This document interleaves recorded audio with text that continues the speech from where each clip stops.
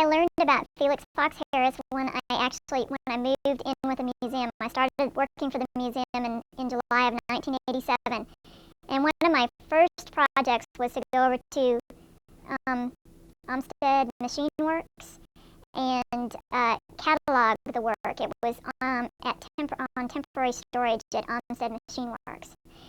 And I went over there, and the pieces were standing up straight, all of these totems. There was over 100 of them. And they were wired to a chain link fence. And I was overwhelmed, to say the least, to look at these pieces that ranged anywhere from 4 feet to 15 feet tall.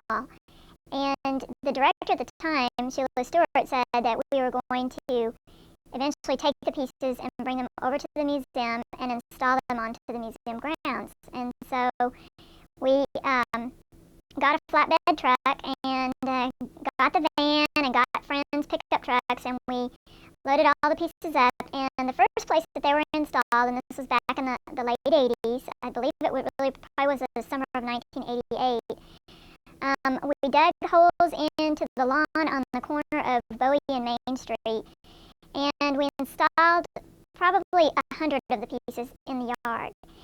And that made me really aware of how controversial artwork could be. Being relatively new to the art museum scene, it was just amazing. The cars that would drive by and they would be screaming at us, "Take that junk down! That's terrible! You're ruining your beautiful building. Why are you putting this artwork up? Or why are you putting that junk up? That's not artwork." And there really was a public outcry about the artwork going up. But we went ahead and installed photographs and did a small interpretive exhibit in the museum. And I think that over time people became accustomed to seeing the work.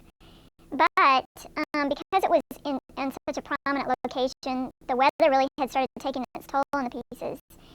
And then when Hurricane Gilbert came roaring through, we had to deinstall the artwork. And that was such a major ordeal to go out there. And we enlisted the help of every artist and art patron in the city of Beaumont to dig up all of these pieces and drag them inside where they could be protected, because had Hurricane Gilbert hit Beaumont, all the artwork would have been destroyed.